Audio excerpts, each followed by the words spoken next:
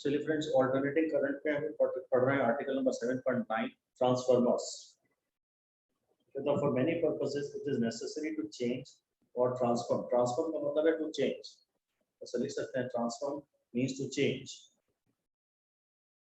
तो ट्रांसफार्मर करता क्या है, वो ये बता रहा है AC voltage from one to another of greater or smaller value. तो पहले तो ये लिख दीजिए कि transformer converts AC to AC। Transformer AC को AC में कन्वर्ट करता है।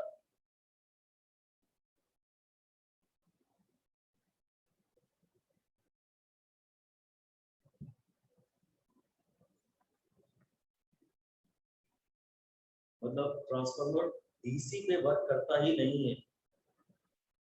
AC to AC वाली बात बहुत ढंग से भी समझ में नहीं आई, नहीं समझेंगे।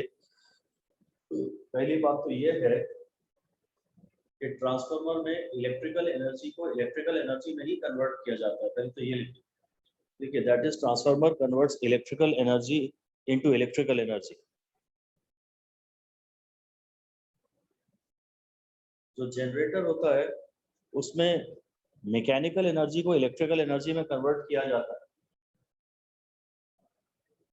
जनरेटर में आर्मेचर को घुमाते थे हम और बिजली पैदा होती थी, तो जनरेटर में मैकेनिकल एनर्जी को इलेक्ट्रिकल एनर्जी में कन्वर्ट करते थे। ट्रांसफार्मर में इलेक्ट्रिकल एनर्जी को इलेक्ट्रिकल एनर्जी में ही कन्वर्ट किया जाता है, और टू बी मोर प्रिसाइज वो AC को AC में कन्वर्ट करता है। इसे समझते हैं अभी? पहले वार्निंग लिख दीजिए, 5 स्टार दे दीजिए कि transformer does not work with DC। Direct current के केस में ट्रांसफार्मर वर्क नहीं करता। Transformer does not work with DC। Transformer में DC होगा कोई काम नहीं और मैकेनिकल एनर्जी का कोई काम नहीं। साफ साफ फिर से लिख दीजिए ब्रैकेट में कि ना transformer the mechanical energy and DC terms should not be used। Transformer में कहीं भी मैकेनिकल एनर्जी का नाम नहीं आना चाहिए और कहीं भी डायरेक्ट करंट DC का नाम नहीं आना चाहिए। यहाँ सिर्फ इलेक्ट्रिकल एनर्जी की ही बातें होनी चाहिए, और उसमें भी सिर्फ ऑल्टरनेटिंग करंट AC की बात होना चाहिए, या तो AC करंट और AC वोल्टेज। ये और इसका प्रिंसिपल है EMI। Principle is electromagnetic induction, और टू बी मोर प्रिसाइज उसमें, और इलेक्ट्रोमैग्नेटिक इंडक्शन में तो काफी सारे टाइप थे जहां वोल्टेज हम पैदा करते थे। उसमें बेटर आंसर रहेगा, अगर EMI ऑप्शन ना मिले तो बेटर आंसर है mutual induction. Transformer is based on mutual induction. ये लाइनें थोड़ी सी काम की है म्यूचुअल इंडक्शन वाली बात पे, तो जरूर हम 2 स्टार दे सकते हैं कि ट्रांसफार्मर इज बेस्ड ऑन या तो इलेक्ट्रोमैग्नेटिक इंडक्शन, खैर ये ऑप्शन नहीं मिलेगा, म्यूचुअल इंडक्शन का नाम मिला, हमने पढ़ा भी था सेल्फ इंडक्शन, म्यूचुअल इंडक्शन। तो ट्रांसफार्मर एक्चुअली म्यूचुअल इंडक्शन पर बेस्ड। अब क्या होता है कि हम ये समझते हैं कि AC को AC में कन्वर्ट करा के हमें फायदा क्या मिला। देखिए, हम लोग के घर में जो वोल्टेज आता है, सप्लाई जो इलेक्ट्रिसिटी बोर्ड से पावर सप्लाई आती है इंडिया में, वो यूजुअली डोमेस्टिक सप्लाई जो हमारे घर में आती है वो 220 वोल्ट है। उसकी जो RMS वैल्यू है, जो हमारे घर में वोल्टेज आता है, उसकी RMS वैल्यू 220 वोल्ट है। पर हमारे यहाँ जो अप्लायंसेस हैं वो सब अलग अलग वोल्टेज पे वर्क करती हैं। वोल्टेज जैसे कि अगर मोबाइल चार्जर की मैं बात करूं तो शायद उसको 12 वोल्ट लगता है। सब अलग अलग मेक पे डिपेंड करता है। किसी इंस्ट्रूमेंट को आपके घर में 6 वोल्ट AC लगता है, किसी इंस्ट्रूमेंट में को आपके घर में 12 वोल्ट AC लगता है, जबकि सप्लाई आ रही है 220 वोल्ट। और किसी इंस्ट्रूमेंट को आपके घर में 10,000 वोल्ट भी लगता है, जैसे कि टेलीविजन हो गया, टीवी जो उसमें ट्यूब है, पिक्चर ट्यूब, उसको काफी ज्यादा वोल्टेज लगता है। कितना एग्जैक्टली लगता है मुझे नहीं पता और मुझे जानना भी नहीं है। जो लाइन NCERT में नहीं दी है वो मुझे किसी भी हाल में उसके लिए बॉदर करना ही नहीं है। उससे हम जो भी NCERT के बाहर की लाइनें हैं वो आप नॉलेज के लिए पढ़ सकते हैं, और उसका आपके स्कोर से कोई लेना देना नहीं है। बल्कि जितना ज्यादा आप NCERT के बाहर के मैटर में ध्यान देंगे उतना आपका प्रॉपर एग्जाम ओरिएंटेड बातों से फोकस हट जाए। आप जब आप प्रीवियस ईयर क्वेश्चन करते हैं तो भी आपको कुछ क्वेश्चन ऐसे मिलते हैं जो उस समय के एनसीईआरटी में थे, अब एनसीईआरटी में वो नहीं है, तो वो क्वेश्चन आपको अब नहीं करने हैं। पुराने एग्जाम्स के वो क्वेश्चन जिनका जिक्र एनसीईआरटी में है ही नहीं, वे लाइनें आपको भले ही थियोरी की हो, उनके लिए बॉदर नहीं करना है। Be very very firm and be very very rigid on it. एक भी क्वेश्चन फिजिक्स में तो एक भी क्वेश्चन इनडायरेक्टली भी एनसीईआरटी के बाहर नहीं जाएगा। जो एनसीईआरटी के बहुत हाईलाइटेड पॉइंट्स हैं, जो कोर मैटर है एनसीईआरटी का, उन्हीं में से क्वेश्चन आएगा। अब कुछ लाइनें हम टीचर से नॉर्मली छूट जाती हैं जो यूजुअली लेस इंपॉर्टेंट लगती है, पर जो एनसीईआरटी में साफ साफ लिखी है, हाँ वो एग्जाम में फिर भी आ सकती है।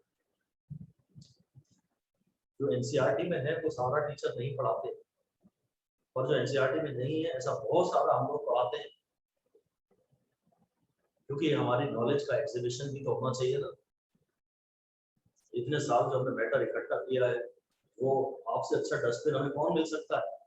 कहाँ जाके फेंके हम अचानक से उस मैटर को? तो आपसे अच्छा डस्टबिन कोई भी नहीं, और आपसे समझदार जो है वो प्योर एनसीईआरटी ओरिएंटेशन पे फोकस करेगा।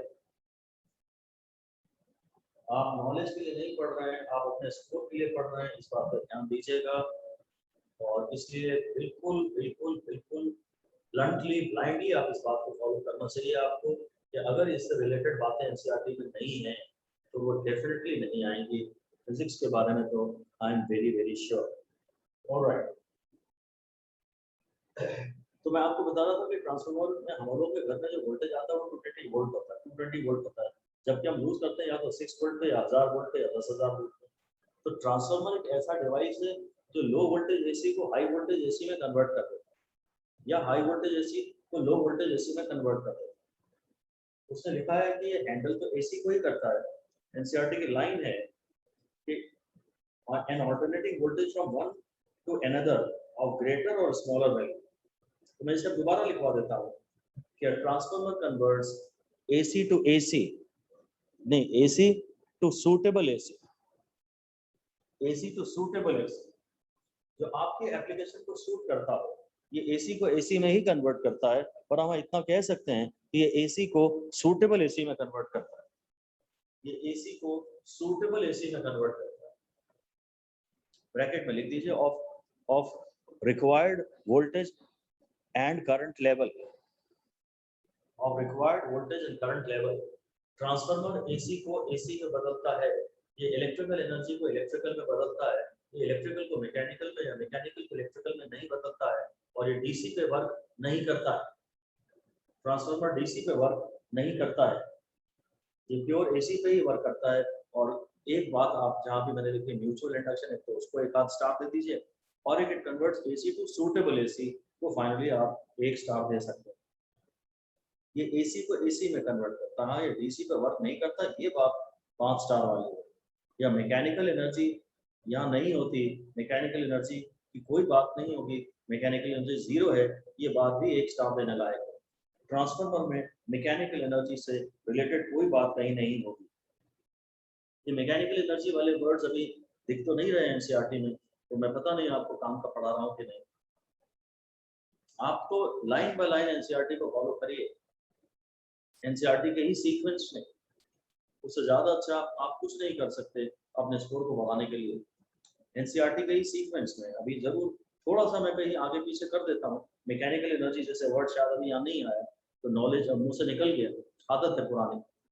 मेरी कोशिश तो है कि मैं आगे का मैटर आपको ज्यादा पहले ना बताऊं। आगे कह रहा है transformer consist of 2 sets of coil insulated from each other. अब हेडिंग आप दे सकते हैं construction, construction of a transformer, construction of a transformer. तो हम ये तो बोल सकते हैं कि यार क्योंकि इसका प्रिंसिपल है म्यूचुअल इंडक्शन, लिख दीजिए since it is based on, since it's working principle is based on mutual induction. इसका वर्किंग प्रिंसिपल क्योंकि म्यूचुअल इंडक्शन पर बेस्ड है, इसका वर्किंग प्रिंसिपल क्योंकि म्यूचुअल इंडक्शन पर बेस्ड है, it consist of 2 coils, it consists of 2 coils, one primary coil and one secondary coil। इसमें 2 coil हैं, एक प्राइमरी कॉइल और एक सेकेंडरी कॉइल, और जब प्राइमरी कॉइल अपने आप में डिफरेंट इलेक्ट्रिकल सर्किट होता है और सेकेंडरी कॉइल अपने आप में डिफरेंट इलेक्ट्रिकल सर्किट होता है, तो प्राइमरी और सेकेंडरी कॉइल्स में कोई कनेक्शन तो नहीं होना चाहिए, इसलिए उसने लिखा है, आप भी लिख दीजिए, लाइन काम की नहीं है, लिख दीजिए the primary and the secondary coil should be insulated from each other. Primary and secondary coil should be insulated from each other, definitely उनमें कोई इलेक्ट्रिकल कनेक्शन होना ही नहीं चाहिए। हम ये अब प्राइमरी कॉइल बनाएंगे और ये सेकेंडरी कॉइल बनाएंगे, तो ये आपस में कहीं इनमें कोई भी कनेक्शन ना हो जाए, तो कोई भी इलेक्ट्रिकल कनेक्शन यहाँ ना हो जाए, ये पूरा एक दूसरे से कायदे से प्रॉपर्ली इंसुलेटेड रहने चाहिए। इसमें दो कॉइल्स हैं, एक प्राइमरी कॉइल है, एक सेकेंडरी कॉइल है, और हमने तो इनको दूर दूर ही रख दिया, तो ये एक दूसरे से इंसुलेटेड। क्या कहता है, they are bound on a soft iron core, either one on top of the other, they are bound on a soft iron core. बस तो अब कंस्ट्रक्शन में पढ़ा रहा था, तो आपने शायद नंबर 1 में मैंने लिखाया होगा, इसमें एक प्राइमरी कॉइल होती है और एक सेकेंडरी कॉइल होती है। नंबर 2 लिख दीजिए, it has iron core, soft iron core, soft iron, soft iron core. हम लोग मशीन्स में ये जो कॉइल है ना, ये अभी तो अगर हवा में है तो प्राइमरी की फ्लक्स जो प्राइमरी पैदा करेगा, उसकी ज्यादा फ्लक्स सेकेंडरी तक नहीं पहुंचेगी। म्यूचुअल इंडक्टेंस बढ़ाने के लिए म्यू आर तो बढ़ाना ही चाहिए, m is proportional to mu r. Soft iron core तो हम हमेशा तभी लाते हैं, ऐसा लिख दीजिए कि in electrical machines soft iron core is used, in electrical machines soft iron core is used because of its high permeability. In electrical machines soft iron core is used because of its high permeability. मतलब high permeability के कारण ये क्या करता है ना, अब primary की ज्यादा फ्लक्स सेकेंडरी को लिंक करती है, ये ब्रैकेट में लिख सकते हैं, more of the primary flux now links the secondary. Transformer का प्रिंसिपल है म्यूचुअल इंडक्शन, और इसकी कंस्ट्रक्शन में बेसिकली तो दो चीजें, एक प्राइमरी और एक सेकेंडरी कॉइल, और दूसरे एक soft iron core. The transformer consist of two sets of coils, इसका नाम प्राइमरी सेकेंडरी बल्कि कभी लिया भी नहीं है, insulated from each other, they are bound on a soft iron core. आगे कह रहा है, one of the coils called the primary has NP turns and the other coil is called the secondary coil and it has N turns. Offer the primary coil is the input coil and the secondary coil is the output coil of the transformer. तो ऐसा लिख दीजिए, primary coil is usually, या लिखो input is usually given to the primary coil. Input is usually given to the primary coil. And output voltage, the input voltage is given to the primary coil. Input voltage is given to the primary coil and output voltage is obtained from across the terminals of the secondary coil. Output voltage is obtained from across the terminals of the secondary coil. The primary, जिसको भी आप input दे देते हो उसी का actually नाम primary रख देते हैं, ऐसा मुझे पढ़ाना चाहिए था। दोबारा लिख लो इसे करेक्ट करके, चेंज कुछ मत करो, काटो पीटो कुछ मत, बस आगे लिख लो। The coil in which input voltage is supplied, input AC is supplied. The coil in which input AC is supplied is called primary. जिसमें input AC दिया जाता है, the coil in which input AC is supplied is called primary. जिस coil में input AC supply किया जाता है उसको हम primary कहते हैं. And the coil from which the suitable AC output is obtained. The desired AC output is obtained. जैसा कि आप चाहते थे वैसा आउटपुट आपको जिस कॉइल से मिलता है उसको सेकेंडरी कहते हैं। मतलब ट्रांसफार्मर जब बन के आता है, फैक्ट्री से बन के आता है, तो उस पर नहीं लिखा होता है कि ये प्राइमरी है या सेकेंडरी। आप जिसमें भी इनपुट लगा दोगे वो प्राइमरी है, और जहां से भी आप आउटपुट ले जाओगे वो सेकेंडरी। अब कोर के ऊपर ट्रांसफर कॉइल लपेटने के दो तरीके, ये इंपॉर्टेंट तो नहीं है मेरे हिसाब से, पर आप लिख दीजिए, हेडिंग देते हैं, मैं फिगर 7.20 की बात कर रहा हूँ, लिख दीजिए two arrangements for winding of coils on transformer core. Two arrangements for winding of coils on transformer core. Two arrangements for winding of coils on transformer core. तो सबसे पहले जो मोर कॉमन है वो तो ये है, जो मोर कॉमन है वो तो ये है कि आप कोर लीजिए, ये कोर है आयरन का, आयरन कोर पे ये प्राइमरी हो गई, यहाँ हम इनपुट दे देंगे, इनपुट एसी ही होगा, ये प्राइमरी है, इसे हम 1 डिग्री कह सकते हैं, और यहाँ से कहीं हम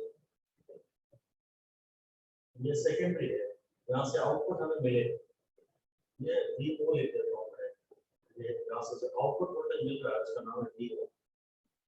ये कोर पे, एक कोर के ऊपर 2 लिम्स है, जिनको आप लिम्स कह सकते हैं, विंडो बना रहा है, ये खिड़की बना रहा है, इसमें 2 लिम्स हैं, एक लिम्ब पे प्राइमरी पूरी लपेट दी और एक लिम्ब पे सेकेंडरी पूरी लपेट दी, तो एक दूसरे से काफी दूर दूर हो गए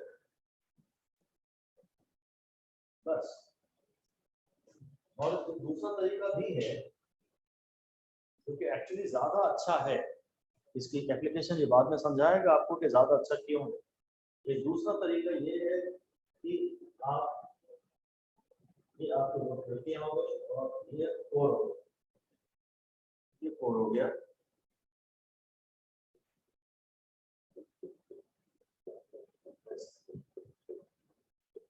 ये तो क्या कर रहा है वो, प्राइमरी और सेकेंडरी दोनों इसके लपेट है, यहाँ से यहाँ तक लाया, ये प्राइमरी हो गई, ये प्राइमरी हो गई और इसी में सेकेंडरी में लपेट है, ये प्राइमरी हो गई और इसी के ऊपर वो सेकेंडरी भी लपेट देगा। तो डॉटेड आप यहाँ से डाल सकते हैं, यहाँ से ऐसा डालिए और ये डॉटेड दिखा दीजिएगा, ऐसा भी दिखा दीजिएगा, ऐसा आ जाएगा, जा रहा है वो जैसा भी कुछ भी बना दीजिए, कोई खास मतलब नहीं है। अब ये प्राइमरी हो गई और ये सेकेंडरी हो गई, ये अब प्राइमरी सेकेंडरी एकदम बहुत पास पास है, इंसुलेटेड तो है, एक दूसरे से भी इंसुलेटेड है और कोर से भी इंसुलेटेड है, कहीं भी कोई शॉर्ट सर्किट ऑफ कोर्स होएगा ही नहीं, पॉसिबल ही नहीं है। 2 अरेंजमेंट है, ज्यादातर हम लोग डायग्राम बनाने में आसान हमें ये रहता है, क्लैरिटी इसमें ज्यादा है तो हम ये बनाते हैं, पर ज्यादा यूजफुल एक्चुअली ये है, उसका जवाब आपको बाद में मिल जाएगा।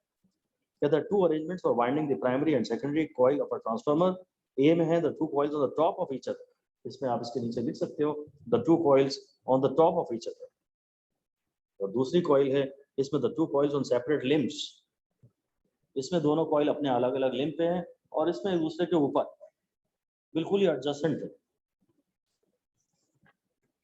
बस।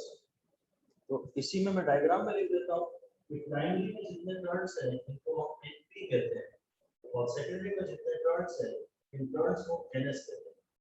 प्राइमरी में नंबर ऑफ टर्न्स को एनपी कहते हैं और सेकेंडरी में नंबर ऑफ टर्न्स को एनएस कहा जाता है।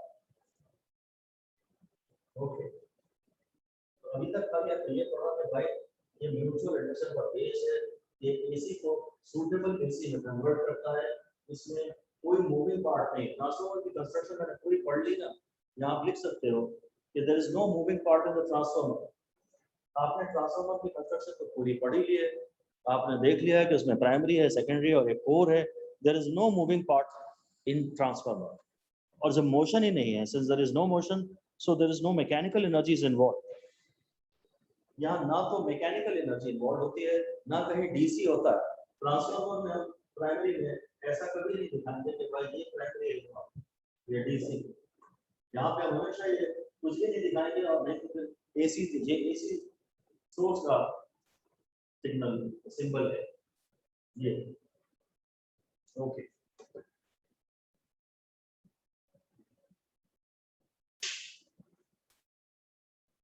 अब शायद वो वर्किंग मुझे समझा रहा है कि कह रहा है when an alternating voltage is applied to the primary, sir heading दे दीजिए वर्किंग, ट्रांसफार्मर की वर्किंग अब हम समझ रहे हैं और आप लिख दीजिए व्हेन एन, और एसी वोल्टेज बोल सकते हैं आप उसे, अल्टरनेटिंग वोल्टेज है वो एसीवी, अल्टरनेटिंग एसी वोल्टेज बोल सकते हैं।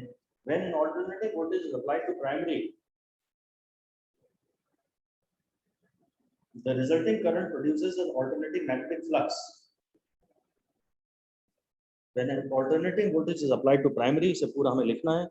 AC voltage हम primary को apply करते हैं. Resulting current produces an alternating magnetic flux, which links both with primary and secondary. वो primary को भी link करता है और वो secondary को भी link करता है. Alternating voltage जब आप supply करते हो primary को, तो चूंकि source जो voltage है वो vary कर रहा है, तो current vary कर रहा है, उससे जो flux पैदा हो रही है वो भी alternating flux है. Flux भी vary कर रही है magnitude में भी और direction में भी. भाई phi is equal to BA और B का फॉर्मूला जैसे 2I/R टाइप का है में भी. B तो I पे डिपेंड करता ही है बायोट-सावर्ट्स लॉ से. तो I चेंज होगा मैग्नीट्यूड में, तो फ्लक्स चेंज होगा मैग्नीट्यूड में, और I चेंज होगा डायरेक्शन में, तो फ्लक्स चेंज होगा डायरेक्शन में. अगर आपने AC वोल्टेज लगाया है तो उससे AC करंट जाएगा और उससे AC फ्लक्स पैदा होगा. AC करंट से AC वोल्टेज से AC करंट और AC फ्लक्स. इसने लिखा है which links the secondary. Of course वो प्राइमरी को भी तो लिंक कर ही रही है. अगली लाइन में लिख दीजिए the changing flux. Flux change तो हो ही रही है जिसको किसने ऑल्टरनेटिंग फ्लक्स भी कहा है. The changing flux produces a self-induced EMF in primary. A self-induced EMF in primary and a mutually induced EMF in secondary. The changing flux induces a self-induced EMF in primary and a mutually EMF induced in secondary.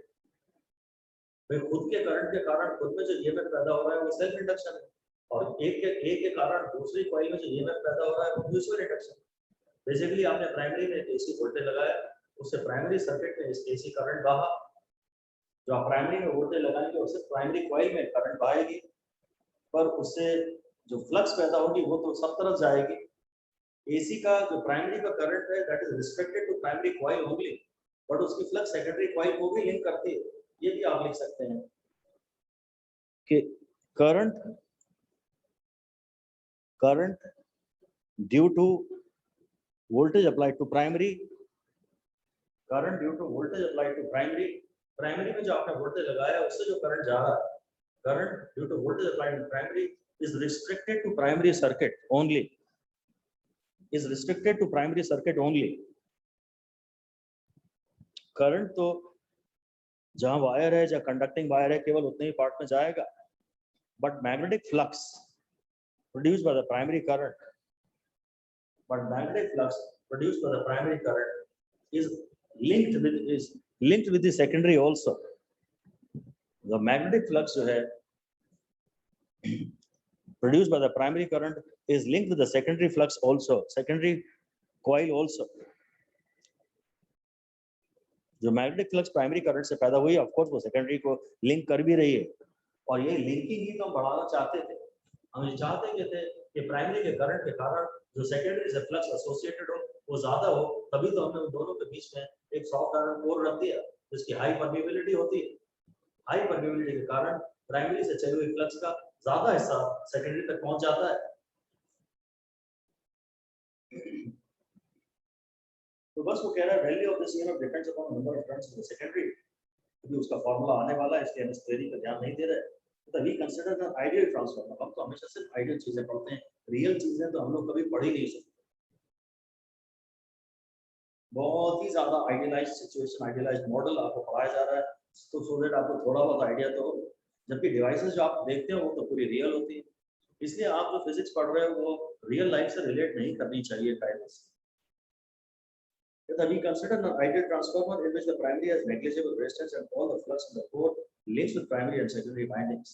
ये हम शायद थोड़े से assumptions लिख तो लेते हैं, मेरे ख्याल से ऐसा कोई खास important तो नहीं है, पर आप लिख दीजिए.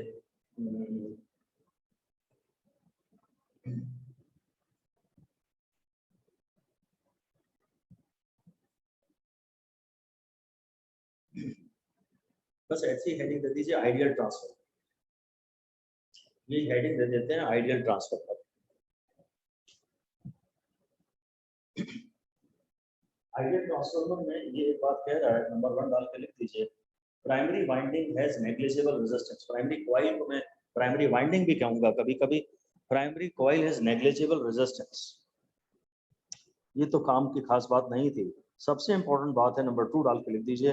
Number 2, all the flux in the core links both primary and secondary windings.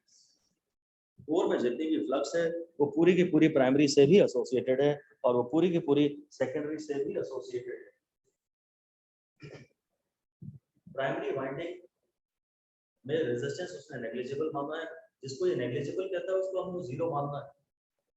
हमें नहीं तो थोड़ा थोड़ा रहेगा कि थोड़ा तो है, तो थोड़ा तो है कुछ नहीं होता वैसे, या तो है या नहीं, थोड़ा है कुछ नहीं होता। नेग्लिजिबल रेजिस्टेंस से उसका ये मतलब है जीरो रेजिस्टेंस। इंपॉर्टेंट ज्यादा बात है, कोई आपसे एग्जाम में से पूछता नहीं है, इसका हमने स्टार भी नहीं दिया है। फिर कह रहा है late find the flux in each turn. ये इंपॉर्टेंट बात है, बैच कर लीजिए कि here find is late find the flux associated with each turn. Associated with each turn, each turn को हाईलाइट करिए और साफ साफ लिख दीजिए of both primary and secondary. Associated with each turn off both primary and secondary. दोनों की flux अलग अलग तो है ही नहीं। कहते let find the flux in each turn in the core at a time t due to current in the primary when voltage Vp is applied to. Primary में जो वोल्टेज लगा रहा है वो Vp है और जो प्राइमरी में करंट जा रहा है वो Ip है। तो हम तो इसकी मैथमेटिकल बातों पे आ रहे हैं सीधे। लिखिए कि इंड्यूस्ड ईएमएफ इन सेकेंडरी, इसे हेडिंग दे दीजिए EMF induced EMF in secondary. जो सेकेंडरी में ईएमएफ होगा ds वो होगा minus ns d5/dt minus ns d5/dt। ये एक लाइन इक्वेशन काम की। सेकेंडरी में जो ईएमएफ पैदा हो रहा है वो है माइनस ns d5/dt। और इसी तरह फिर से छोटी सी हेडिंग लिख दीजिए ईएमएफ इंड्यूस्ड इन प्राइमरी। नहीं, इसको लिख सकते हैं आप back EMF induced in primary. Primary में तो सेल्फ इंड्यूस्ड ईएमएफ है और वो कॉस को अपोज करता है, तो कॉस को अपोज की वजह से उसने इसका नाम बैक ईएमएफ रख दिया है। प्राइमरी में जो ईएमएफ है उसका नाम बैक ईएमएफ है। यहाँ फिर बैकवर्ड इंपॉर्टेंट नहीं है, हमें तो इसी से मतलब है कि EP is minus NP d5/dt हमारी दूसरी इक्वेशन। बीच की थ्योरी से हमें कोई मतलब नहीं है, हम मैथमेटिकल बातों में ही ज्यादा इंटरेस्टेड हैं। तो पहली काम की बातें एक्चुअली यही हुई हैं। फिर भी मैं इसको स्टार नहीं दे रहा हूँ, मैंने इनमें से किसी को स्टार नहीं दिया है। हाँ, ईएमएफ का फॉर्मूला माइनस n d5/dt होता है, तो अपने अपने टर्म्स ले लीजिए। कहता है but EP is equal to VP। Actually क्या होता है कि जहाँ ईएमएफ पैदा हो रहा है उसे बैटरी तो कहा जा सकता है, तो एक्चुअली V का एक फॉर्मूला होता है E माइनस IR। वोल्टेज में और ईएमएफ में फर्क तो है, और जहाँ ईएमएफ पैदा हो रहा है शायद वो बैटरी है, सेल है। यहाँ पे रेजिस्टेंस इतना कम होता है, इतना नेग्लिजिबल होता है रेजिस्टेंस कि हम इसको कम से कम आइडियल ट्रांसफार्मर में तो जीरो मान ही सकते हैं। तो ईएमएफ की जगह आप वोल्टेज का टर्म लिख सकते हैं। क्या कह रहा है? कह रहा है but EP is equal to VP if this were not so the primary current would be infinite since the primary has also zero resistance as assumed। अब जीरो रेजिस्टेंस कह रहा है, पहले नेग्लिजिबल कहा था। नेग्लिजिबल और जीरो में हमारे दिमाग में तो थोड़ा वो क्लैरिटी कम हो जाती है। जिसको भी इसने नेग्लिजिबल बोला है उसको आप जीरो मानिए। कह रहा है the secondary is an open circuit और the current taken from it is small then to a good approximation. चलिए प्राइमरी के बारे में तो कम से कम ये कह ही रहा है। आप प्राइमरी के बारे में लिख दीजिए EP is equal to EP minus IP RP, आप ऐसा लिख दीजिए और फिर बोल दीजिए RP is equal to 0, तो VP is equal to VP। आप प्राइमरी के वोल्टेज की जगह, ये लॉजिक्स इंपॉर्टेंट नहीं है, ये एक्सप्लेनेशन इंपॉर्टेंट नहीं है कि मैं VP को EP कैसे लिख सकता हूँ। मैं प्राइमरी के मैं इंड्यूस्ड EMF को मैंने EMF यहाँ छोटे e से लिखा है, यहाँ कैपिटल E से लिख दिया गलती से, जैसा NCERT में लिखा है वैसे ही कुछ कर लेना चाहिए। चलिए चलता है, सब ठीक है।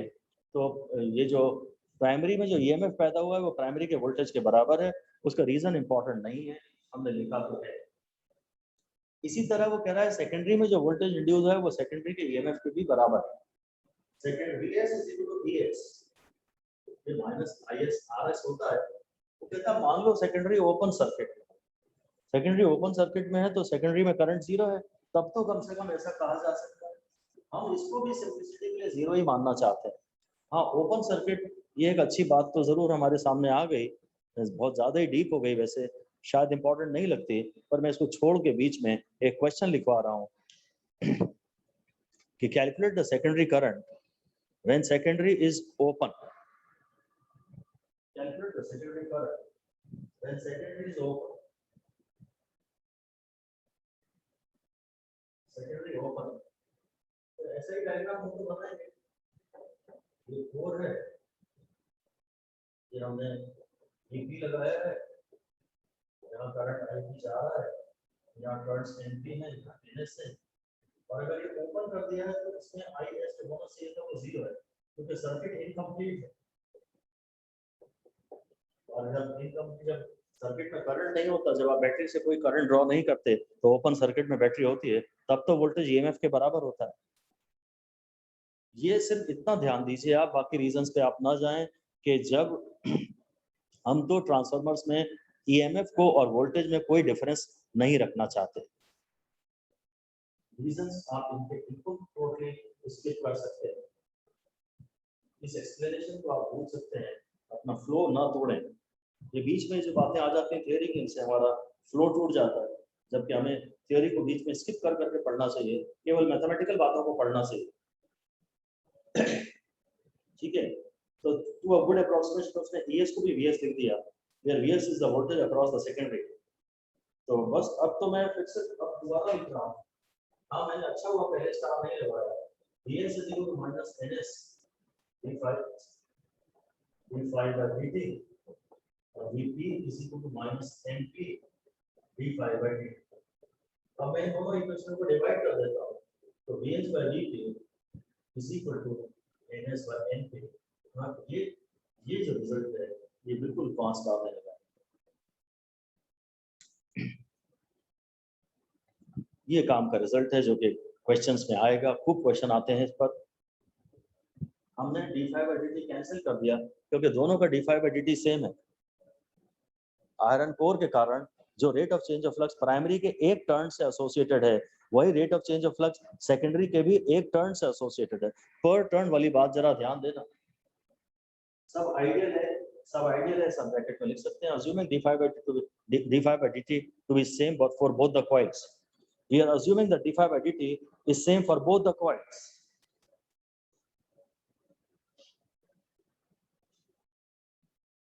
ये VS/dt जो NS/NP जो है ना, ये बड़ी काम की लाइन है, और ये 5 स्टार वाली है। 5 स्टार यानी वो सीधे न्यूमेरिकल। थ्योरी पे भी मैं कभी-कभी 5 स्टार देता हूँ, पर मेनली जो काम के फॉर्मूले होते हैं, जो डायरेक्ट, जिन्हें हम कोर मैटर कहते हैं, और पेपर जिनसे भरा होता है, एक्चुअली उन्हीं को केवल 5 स्टार दिए जाते हैं।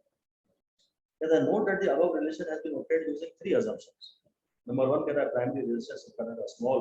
Second कह रहा है same flux links with core and secondary, और a very little flux escapes from the core, and secondary current is small. पता नहीं, आप चाहो तो लिख सकते हो, इससे लिख सकते हो।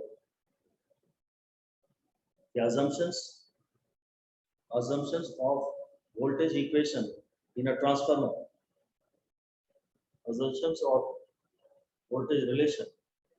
So note that the above relation has been obtained using 3 assumptions. Important तो नहीं है, तो नंबर 1 वही लिख दीजिए, primary resistance and primary current are small. ये assumption है कि हमने प्राइमरी रेजिस्टेंस को भी कम माना है और प्राइमरी करंट को भी कम माना है। Number 2, very little flux escapes from the core। अब अपने वर्डिंग्स थोड़े चेंज कर दिए, प्राइमरी की जो फ्लक्स है वही सेकेंडरी की भी फ्लक्स है, और हम ये वर्ड लिख रहे हैं कि very little flux escapes from the core। Core के बाहर फ्लक्स जाती नहीं है, वही रहती है, तो प्राइमरी की और सेकेंडरी की फ्लक्स सेम रहती है। और number 3, secondary current is small. उसने तो सेकेंडरी करंट को ओपन सर्किट ही ले लिया, तो बिल्कुल भी इंपॉर्टेंट नहीं है, इन्हें इग्नोर मारा जा सकता है। कोई भी क्वेश्चन इन पे कभी भी नहीं आएगा किसी भी एग्जाम में। फिर कहता है the transformer is assumed to be 100% efficient, no energy losses. फिर से एक और बात आपको लिखनी पड़ेगी, आइडियल ट्रांसफार्मर। हम आइडियल ट्रांसफार्मर की बात हमने पहले देखी थी, तब जो बातें की थी वो इंपॉर्टेंट नहीं थी, अब जो बातें कर रहे हैं वो काफी इंपॉर्टेंट है। ऐसा लिख दीजिए कि it is a loss, such a transformer has no energy loss, ideal है मतलब बस इसमें कोई एनर्जी लॉस ही नहीं है, परफेक्ट है। It has 100% efficiency, it has 100% efficiency. So input power is equal to output power. Input electrical power, input AC electrical power to be precise, input AC electrical power is equal to output AC electrical power. एक तो electrical energy से हम deal कर रहे हैं और सब AC है।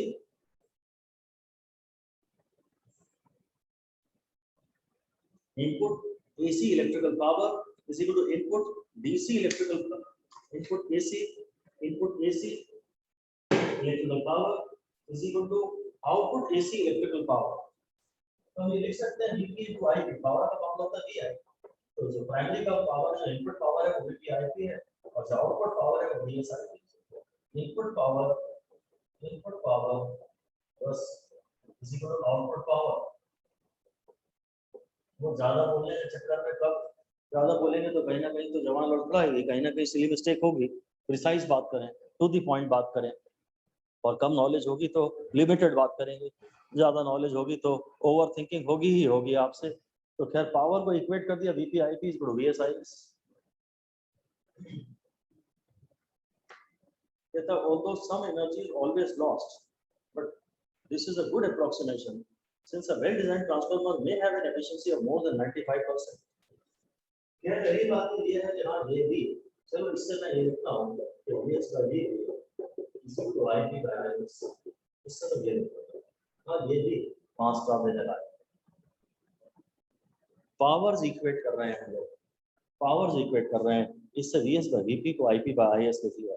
अब हम समझ रहे हैं कि यार वोल्टेज अगर बढ़ रहा है तो किस कीमत पे, शायद करंट कम हो रहा है, या आप अपने समझाने के लिए लिख सकते हैं कि voltage increases then current decreases. Voltage जब बढ़ रहा है तो वोल्टेज बढ़ रहा है, एनर्जी नहीं बढ़ रही है, पावर नहीं बढ़ रहा है। ऐसा ही डैश करके लिख दीजिए या क्वेश्चन लिख जानकारी लिख दीजिए डैश करके। इन अ ट्रांसफार्मर द फॉलोइंग में इंक्रीज, ट्रांसफार्मर में फॉलोइंग में इंक्रीज और डिक्रीज, फॉलोइंग में इंक्रीज और डिक्रीज। मतलब जब भी मैं ट्रांसफार्मर कहूंगा ना तो मेरा मतलब आइडियल ट्रांसफार्मर ही होगा, रियल ट्रांसफार्मर नहीं होगा। ट्रांसफार्मर में फॉलोइंग में इंक्रीज और decrease, number 1 current, number 2 voltage, number 3 turns. Current change हो सकता है, वोल्टेज चेंज हो सकता है और नंबर ऑफ टर्न्स चेंज होते हैं, है ना।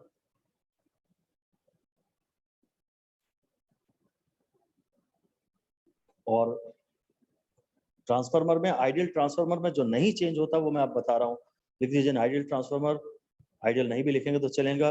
The following does not change, following do not change, following नहीं बदलते हैं। नंबर 1 है पावर, जो इनपुट पावर है वही आउटपुट पावर है। और एक चीज एनसीईआरटी ने दी नहीं है जो मैं अपनी तरफ से फिलहाल बता रहा हूँ, इक्वेशंस में समझ में आ जाएगा। नंबर 2 है frequency, input frequency is equal to output frequency. ये यहाँ तो इस समय तो एनसीईआरटी में नहीं दिख रही। ट्रांसफार्मर में पावर नहीं चेंज होता है, पावर लॉस हम लोग 0 मानते हैं, 100% एफिशिएंसी मानते हैं। जितना एसी इनपुट पावर है उतना ही एसी आउटपुट पावर। हाँ तो मैं ये एक्चुअली कहना चाह रहा था कि ट्रांसफार्मर में वोल्टेज बढ़ सकता है, करंट बढ़ सकता है, पर एनर्जी या पावर नहीं बढ़ते। जब वोल्टेज बढ़ता है तो जब जब दूसरी साइड जाने पर अगर वोल्टेज बढ़ता है सेकेंडरी पे जाने पे तो वहां का करंट कम हो जाता है। ऐसा लिख दीजिए, transformer power can never increase, voltage can increase, current can also increase. Voltage increase हो सकता है, करंट भी इंक्रीज हो सकता है, पर ट्रांसफार्मर में पावर इंक्रीज नहीं होता। ट्रांसफार्मर में पावर इंक्रीज नहीं होता। मैं ये नहीं कह रहा कि जहाँ वोल्टेज बढ़ता है वहाँ करंट भी बढ़ता है, मैं कह रहा हूँ कभी वोल्टेज बढ़ेगा तो कभी करंट बढ़ेगा, पर पावर कभी नहीं बढ़ेगा। हाँ ये तो सही है, ये तो सही है कि अगर मैं पिछली दोनों इक्वेशंस मिला दूं, कैसे लिख दीजिए, बोला है एक वार्निंग, एक बात एक लिख दीजिए वार्निंग। ऐसा लिख दीजिए, in numerical to calculate efficiency of a transformer, in numerical to calculate efficiency of a transformer. उस बारे में हालांकि शायद एनसीईआरटी में कुछ दिया तो है नहीं ज़्यादा, तो चलिए बात कर लेते हैं। In numerical to calculate efficiency of transformer, if the efficiency comes out to be around 60-70% or less, efficiency अगर कभी 50-60% आए या उससे कम आए, that means there has been some calculation mistake. अगर ट्रांसफार्मर की एफिशिएंसी 50-60% आ रही है या उससे भी कम आ रही है, मतलब आपने कैलकुलेशन में अपनी भी पूरी एफिशिएंसी लगा दी। ट्रांसफार्मर की एफिशिएंसी 95% की रेंज में रहती है, या 80%, 85% या 90% या 95% के करीब आंसर आ रहा है, इसका मतलब आपका आंसर सही है। सही लिख दीजिए कि usually efficiency of the transformer, efficiency of a transformer is of the order of 90%। Transformer की एफिशिएंसी 90% टाइप की रहती है। थोड़ा बढ़िया इंस्ट्रूमेंट है, कोई मैकेनिकल, कोई मूविंग पार्ट तो इसमें है नहीं, मैकेनिकल लॉसेस तो कोई है नहीं इसमें, और इसलिए इसकी एफिशिएंसी हमेशा बहुत हाई आती है। अब वो पिछली दोनों इक्वेशंस को मिला के जो गॉड फॉर्मूला बन रहा है ट्रांसफार्मर, ऐसे ही आप चाहें तो लिख सकते हैं कि God formula for numericals of transformers. Transformers में ज्यादातर न्यूमेरिकल आपको इसी फॉर्मूले पर बेस्ड होंगे। अगर आप सब छोड़ के जाना चाहते हैं तो एग्जाम में छोड़ के जा सकते हैं। एग्जाम जब करीब आता है तब आपको लगता है कि ये भी छोड़ो, ये भी छोड़ो, ये भी छोड़ो। अभी आपको लगता है कि ये भी पढ़ लो, ये भी पढ़ लो, ये भी पढ़ लो, गूगल भी कर लो, 2-4 यूट्यूब पे वीडियो भी देख लो, सब उल्टा उल्टा करते हैं अभी हम। और एग्जाम के आखिरी 1 महीने में सब कि अब ये भी रिवाइज नहीं हो पा रहा, ये भी रिवाइज नहीं हो पा रहा। तो ट्रांसफार्मर में अगर तुमसे रिवीजन ना हो पा रहा हो तो बस एक चीज पढ़ के जाना। पहले मैंने पढ़ा तो Vs by Vp is equal to Ns by Np। फिर मैंने जब पावर इक्वेट किया, पावर जब इक्वेट किया तो ये देखा Vs by Vp is equal to Ip by Ix। हमें दोनों इक्वेशंस को मिला दो तो Vs by Vp is equal to Ns by Np is equal to Ip by Ix। बस ये है word power.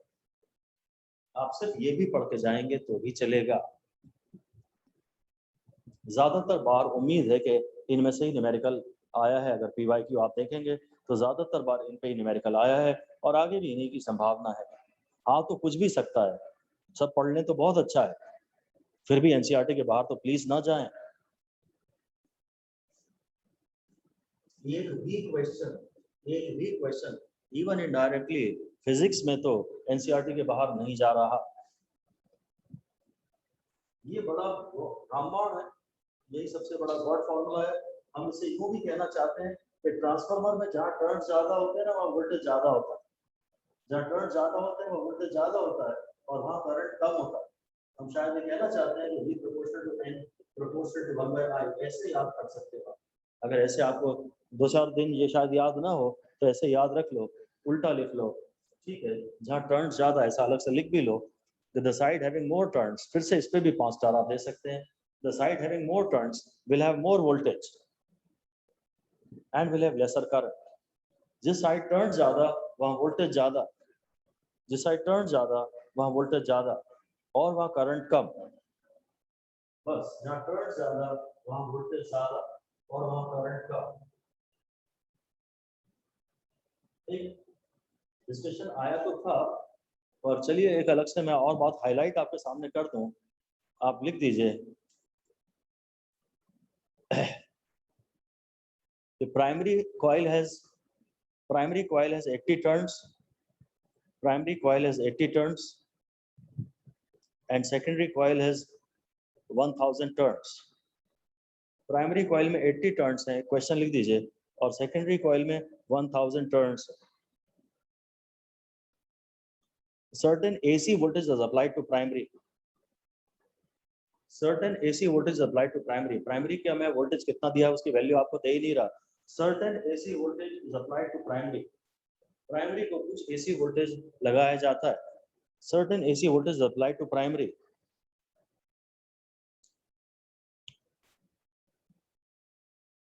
Calculate the ratio of voltage per turn in primary. Calculate the ratio of voltage per turn in primary to the voltage per turn in secondary.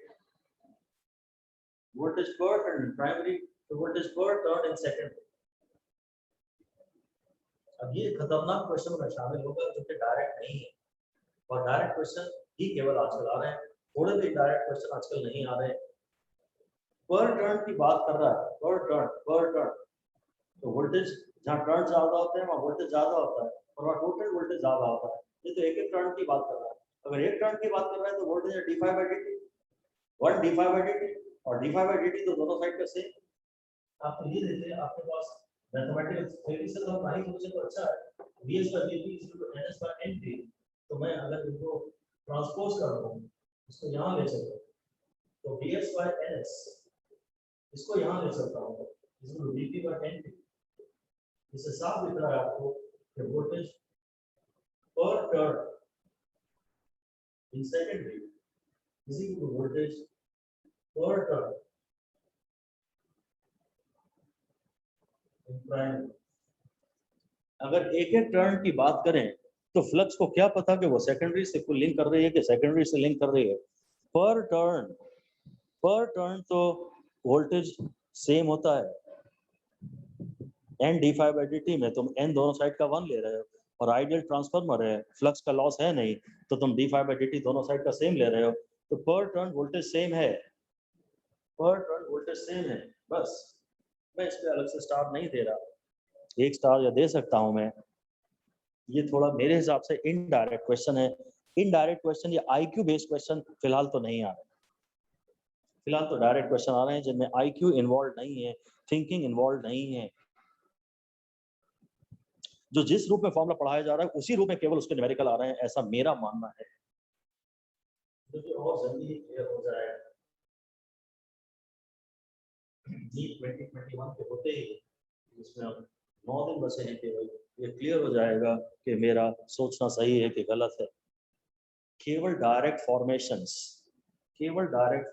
से थोड़ा indirect presentation है, इसको मैंने star नहीं लगाया। हाँ, कोई न्यूमेरिकल में आप जरूर देखिएगा कि वो सेकेंडरी के सारे टर्न्स के अक्रॉस का टोटल वोल्टेज मांग रहा है। कहीं धीरे से ये तो नहीं करा कि calculate voltage per turn in secondary. सारा डेटा दिया है और आपकी आदत है VS निकालने की, तो आप सारा डेटा से फटाक से VS निकाल दोगे। हो सकता है उसने खाली ये कहा कि calculate voltage per turn in secondary, तो voltage per turn in primary जितना भी आएगा, voltage per turn in secondary तो वहां भी होते हैं। इसीलिए बात क्लियर है कि अगर तुम जिस तरफ साइड टर्न ज्यादा हो, वोल्टेज पर टर्न तो दोनों तरफ सेम है, तो जिस तरफ टर्न ज्यादा है उस तरफ का टोटल वोल्टेज ज्यादा हो जाता है। बात खत्म। वोल्टेज पर टर्न तो दोनों तरफ सेम है, जिस तरफ टर्न ज्यादा हो उस तरफ का टोटल वोल्टेज ज्यादा हो जाता है। तो B proportional to N proportional to 1/I जरूर ध्यान रखिएगा, बस। Thus we can see how a transformer affects the voltage and current. हाँ, एक लाइन इसने लिखी है साफ-साफ, since I and B, जो फॉर्मूला लिखा ना 7.49 के नीचे, वहाँ के since I and B both oscillate with same frequency as the AC source. अगर मैं इनकी इक्वेशंस लिखता तो AC करंट की इक्वेशन में भी वही ओमेगा आता है और वोल्टेज की इक्वेशन में भी वही ओमेगा आता है, तो फ्रीक्वेंसी वाली बात भी यहाँ आई गई। ट्रांसफार्मर में पावर नहीं चेंज होता और फ्रीक्वेंसी भी नहीं चेंज होती। Since I and B both oscillate with same frequency as the AC source, equation also gives the ratio of amplitudes or RMS values of corresponding quantity. अब भाई हमारे लिए है कि अगर आप ये दोनों RMS है, अगर ये दोनों RMS है, तो फिर ये दोनों भी RMS है, और ये दोनों अगर पीक है तो फिर ये corresponding पीक है। पीक के सामने पीक आएगा और RMS के सामने RMS आएगा, वो कोई प्रॉब्लम नहीं है। बस काम की बात ये नहीं कि फ्रीक्वेंसी सेम होती है। बाकी तो हमें पता है कि अगर एक RMS लिया तो दूसरा भी RMS लेना पड़ेगा corresponding में, या तो सब पीक हो या सब RMS हो, और प्रेफरेबली सब RMS ही होता है। पीक को हटा ही दो तो सिली मिस्टेक नहीं होगी, तुम RMS की ही आदत डालो। तो since I and B are both oscillate with same frequency as the AC source, ये काम की बात है, हम ऊपर लिख ही चुके हैं। फ्रीक्वेंसी सेम है, इस पे भी आप 2 स्टार लगा दीजिए, 3 स्टार लगा दीजिए। ट्रांसफार्मर में पावर भी सेम होता है और फ्रीक्वेंसी भी सेम होती है। Ratio of amplitudes are RMS, ठीक है। Now we can see how a transformer affects the voltage and current. तो VS और IS की इक्वेशंस आ गई, बस ठीक है। Now in the secondary coil is written about turns step up. आप हेडिंग दे दीजिए step up transformer, हेडिंग दे दीजिए step up transformer। it steps the voltage up.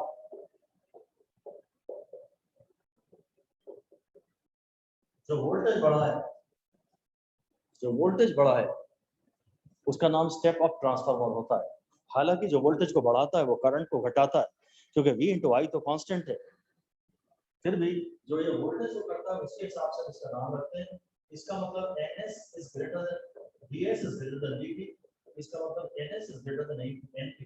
तो इसको हम डायग्राम में ऐसा दिखा सकते हैं, ऐसा हम सिंबॉलिकली अपने मन में डायग्राम बना सकते हैं। यहाँ कम टर्न्स है या ज्यादा टर्न्स, ये NP है और ये NS है, ऐसा हम अपने दिमाग में दिखा सकते हैं कि यहाँ तो यहाँ पर जरूर फिर तो IS is less than IP, जहाँ वोल्टेज ज्यादा है वहाँ करंट तो कम होगा। कहाँ वोल्टेज ज्यादा है और वहाँ करंट कैसा है, ये आसान सा क्वेश्चन है, पेपर में आता है, पर सिली मिस्टेक होती ही होती है। इसमें सिली मिस्टेक होती ही होती है।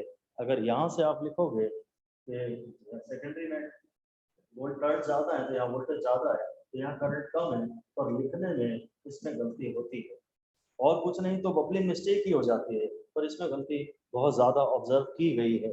ये इजी क्वेश्चन है और आपको लगेगा कि यार क्या बताओ, ये पूछ लिया, हमें तो क्या क्या आता था, पर यहाँ आपके मार्क्स चले जाते हैं। ध्यान दीजिएगा, सवाल तो बहुत ही ज्यादा सिंपल आता है और बहुत स्ट्रेट फॉरवर्ड आता है, दिमाग लगाने की कोई जरूरत नहीं होती। IQ आपके पास ना ही हो तो ज्यादा स्कोर करोगे।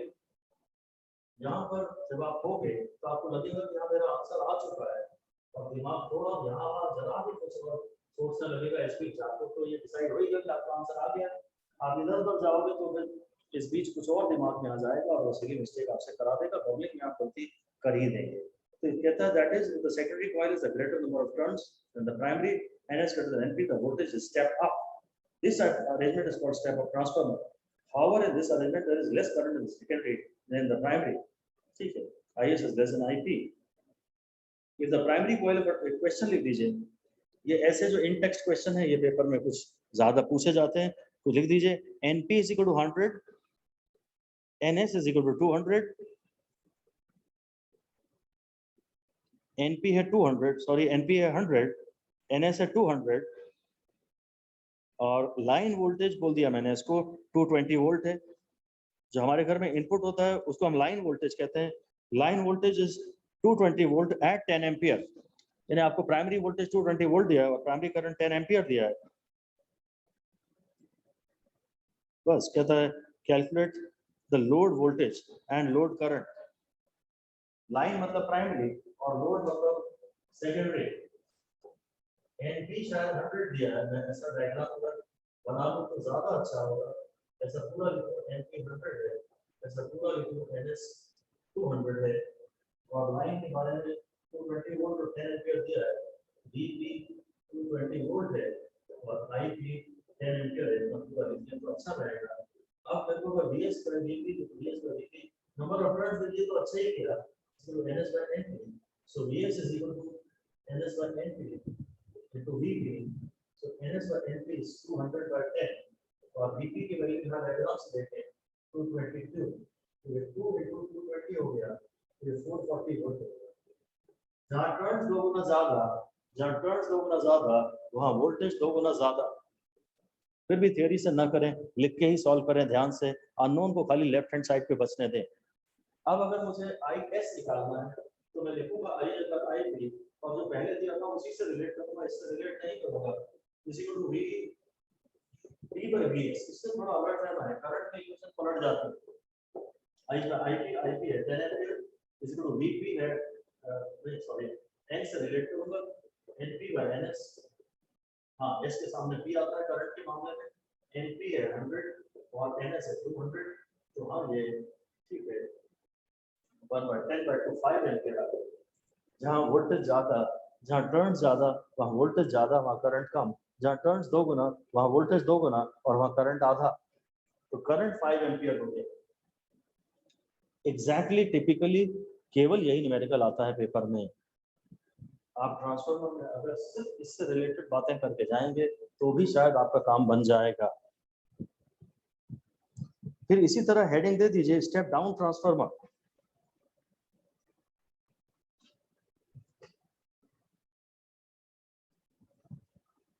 Step down transformer, step down में आपको डायग्राम ऐसा बनाना चाहिए, ये एनपी है, ये एनएस है, NS is less then NP. पहले तो बात यहाँ के वोल्टेज इज स्टेप डाउन, जो ये वोल्टेज को करता है उसके हिसाब से इसका नाम रखा जाता है, वोल्टेज इज स्टेप डाउन।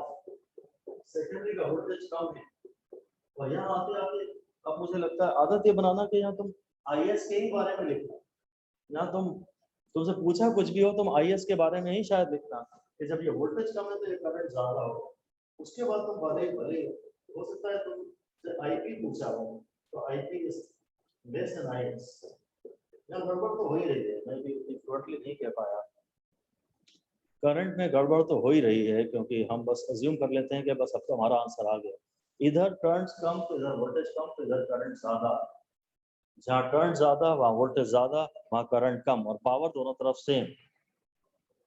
इनमें से भी कुछ थ्योरी का क्वेश्चन हाँ पीवाईक्यू में सारे मिल जाएंगे आपसे, मुझे तो लगता है पीवाईक्यू के कोई भी एग्जाम का पीवाईक्यू हो आपसे शायद 80 to 90% या उससे भी ज्यादा क्वेश्चन ट्रांसफार्मर्स के जो आए हैं वो बन जाएंगे। मेन बातें इसकी सारी समाप्त हो चुकी हैं, फिर से देख रहा हूँ, secondary coil less turns, we have step down transformer, voltage step down or reduce and current is increased. That the equation obtained above apply to ideal transformers without any energy losses, but in actual transformers, small energy losses do occur due to the following reasons. तो आप heading दे दीजिए, losses in actual transformers या energy loss in actual transformers। बहुत ज्यादा important बात तो शायद ये नहीं बची, नीट के हिसाब से तो सारी इंपॉर्टेंट बातें ऑलरेडी हो चुकी हैं, थोड़ी सी थियरी बचती है। नंबर 1 लिखिए, flux leakage loss, flux leakage loss, तो हम प्राइमरी की सारी फ्लक्स तो सेकेंडरी में नहीं जाएगी, कुछ तो यहाँ हवा में लॉस लीक करी जाएगी, ऐसे ही लिख दीजिए कि not all of the primary flux links the secondary, not all of the primary flux links the secondary,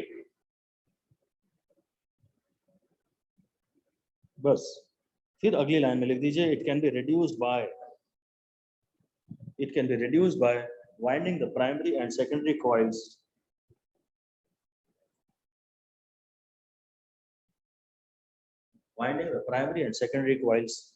one over the other, ये बात 12th बोर्ड CBSE 2020 में ये क्वेश्चन आया था। फिजिक्स में हमेशा से ही ये ऐसे बोर्ड्स में एक ना एक ऐसी लाइनें ढूंढ के उठा के बोर्ड्स में पूछते ही हैं जो यूजुअली टीचर्स इग्नोर कर देते हैं। कोचिंग टीचर्स, स्कूल टीचर्स तो पढ़ाते हैं शायद, कोचिंग टीचर्स ऐसी लाइनें इग्नोर कर देते हैं। 2020 में ये एक क्वेश्चन आया था और इसके आने का कारण ये भी था कि इसने ट्रांसफार्मर की दोनों डिजाइन बना के दी हुई है आपको, इसमें ट्रांसफार्मर की ये वाली डिजाइन बना के दी है आपको, ये वाली, ये इसी के प्राइमरी है और इसी के सेकेंडरी है। तो प्राइमरी और सेकेंडरी में तो दूसरे के ऊपर है ना, अब प्राइमरी सेकेंडरी दूसरे के ऊपर है, तब तो प्राइमरी की फ्लक्स दूर जाके सेकेंडरी को तो लिंक करेगी नहीं कर देगी, इसमें फ्लक्स लीकेज लॉस कम किया जा सकता है। तो मेरे हिसाब से तो ये लेस इंपॉर्टेंट चीज है, एंड टू बी ऑनेस्ट मैंने अपनी कोचिंग में कभी नहीं पढ़ाया था इतने साल, हालांकि मैं हेवी इलेक्ट्रिकल इक्विपमेंट डिजाइन का ही इंजीनियर, तो ट्रांसफार्मर में ही मेरी जिंदगी बीती है जब तक मैं कॉलेज में था, परंतु फिर भी कोचिंग में मुझे पढ़ाने लायक लाइन नहीं लगी, पर एनसीईआरटी की लाइनें हैं और ये कभी भी कहीं भी गड़बड़ दे सकती है, ये धोखा दे सकती है। जेई है इसमें, बोर्ड में तो गड़बड़ हर साल करते हैं, एक ये इनकी पूरी कोशिश रहती है कि 100 में से 100 ना आए, हालांकि आते हैं फिर भी काफी आते हैं, पर एक 1 मार्क का क्वेश्चन तो ऐसा देते ही थे अब तक जो कि बहुत थरो किसी ने एनसीईआरटी पढ़ी है वही कर पाया।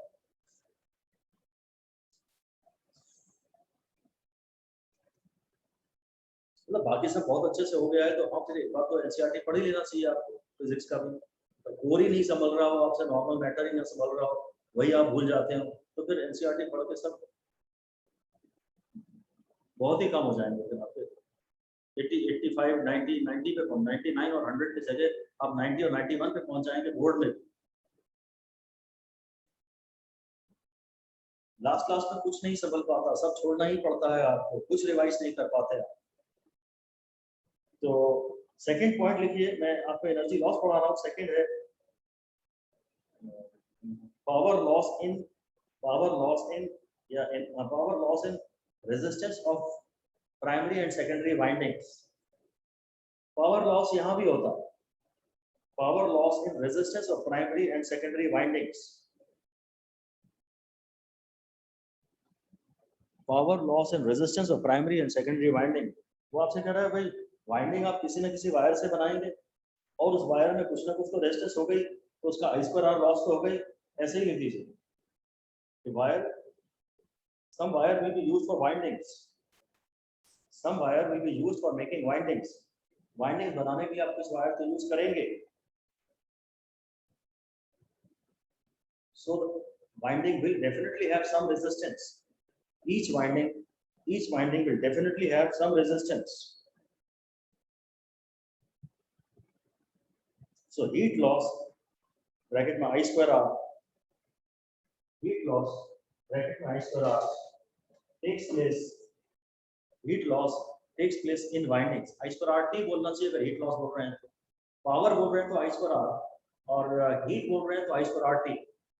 I square R लिखा है इसमें, कायदे से I square RT जरूर बोलना चाहिए, हीट में और पावर में फर्क है। I square RT लॉस, और आगे लिख दीजिए this can be reduced by using thick wire. Thick wire होगा तो R का फॉर्मूला है रो L बाय A, रेजिस्टेंस कम हो जाएगा। अब मैं इसको पता नहीं इंपॉर्टेंट कहने की हिम्मत कर नहीं पा रहा, फ्लक्स लीकेज का लॉ तो आ ही चुका है, बोर्ड में आ गया तो नीट में भी आ सकता है। थर्ड है एडी करंट लॉस, ये हम पहले पढ़ चुके हैं।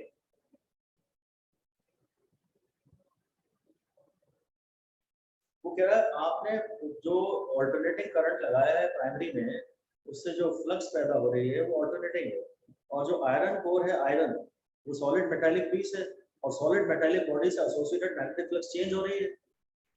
वो सॉलिड मेटालिक बॉडी से एसोसिएटेड जब हीट चेंज होती है तो उसमें उसकी बॉडी में करंट सर्कुलेट होते हैं, उन्हें एडी करंट कहते हैं। यही कुछ लिख दीजिए कि changing flux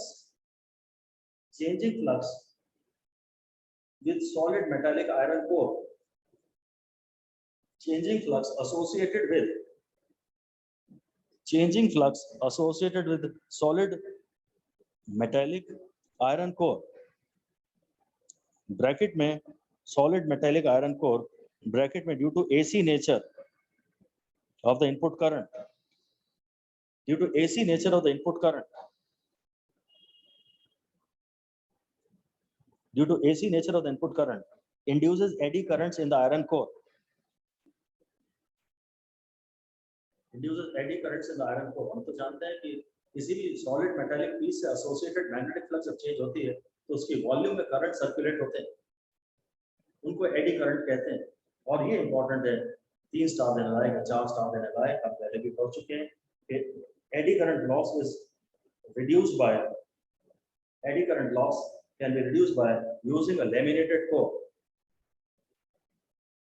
Eddy current loss can be reduced by using a laminated core। ऐसे लैमिनेशन हम लोग इस्तेमाल कर लेते हैं। R का फॉर्म, पावर का फॉर्मूला है I स्क्वायर R।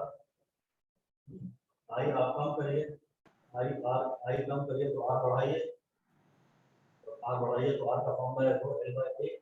अगर आपको R बढ़ाना है तो A कम करिए, ये आपने एरिया कम कर दिया, लैमिनेशन कर दिया।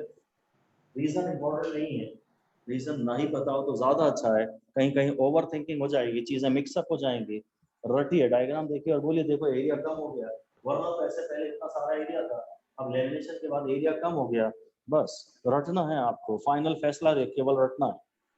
सपोर्टिंग थ्योरी आपको आती ही है अगर फाइनल फैसले की आप एप्लीकेशन कर पा रहे हैं, इसका मतलब बेसिक्स आपके जरूर क्लियर हैं ही। और लास्ट है आपको लिखना है हिस्टैरिसीस लॉस। हिस्टैरिसीस लॉस तो लिख दीजिए this is due to reversal of magnetisation of the core, due to reversal of magnetisation of the core. Eddy current loss क्यों होता है और हिस्टैरिसीस लॉस क्यों होता है, इसमें थोड़ी रिस्क है। ध्यान से देखिए, लिख भी लीजिए। जो एडी करंट होता है that is due to reversal of magnetism, that is due to reversal of current या मैग्नेटिक फ्लक्स। ब्रैकेट में लिख दीजिए कि एडी करंट लॉस या eddy currents are induced due to reversal of current oblique magnetic flux. Flux बार बार direction change कर रही है, उसकी डायरेक्शन रिवर्स हो रही है,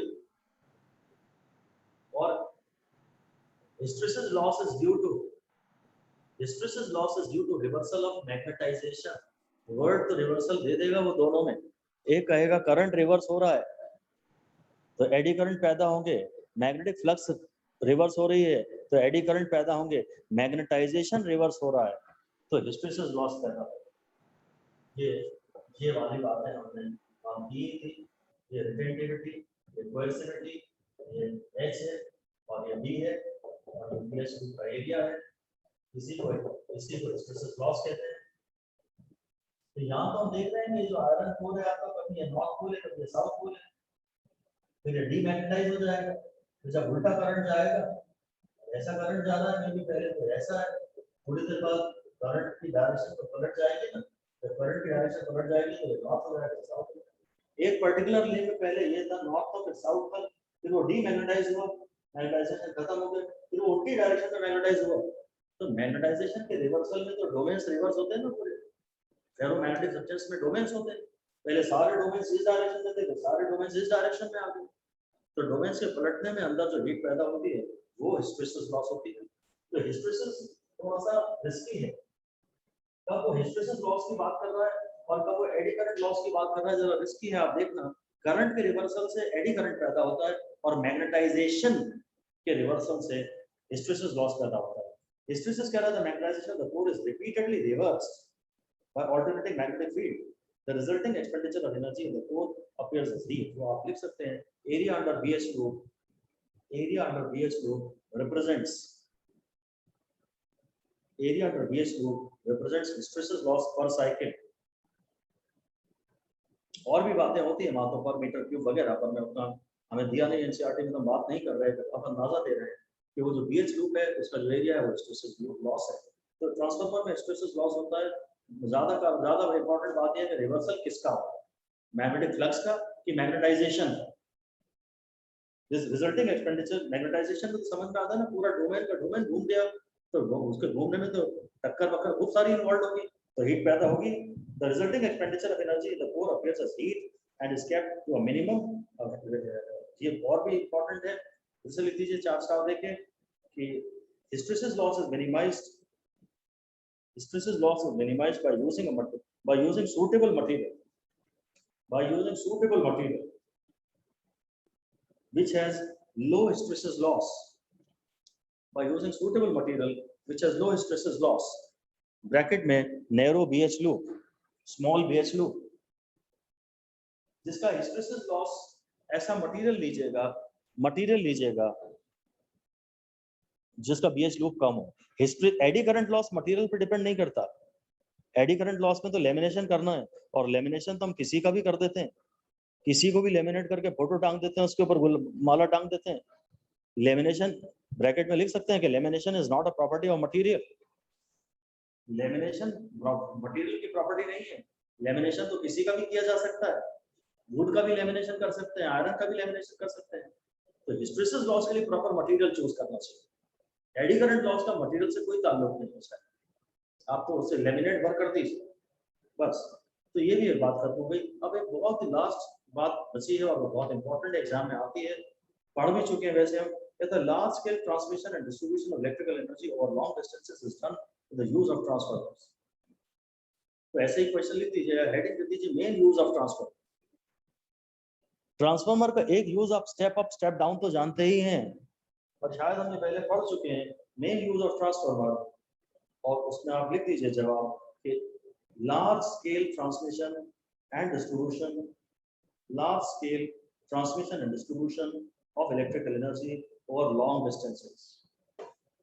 ट्रांसफार्मर का सबसे ज्यादा उपयोग अगर कहीं है तो वो ये है कि large scale transmission and distribution of electrical energy. आप तो ओवर लॉन्ग डिस्टेंस को हाईलाइट करो बस, लॉन्ग डिस्टेंस। बिजली पैदा कहीं होती है, हम लोग यूज कहीं और करते हैं,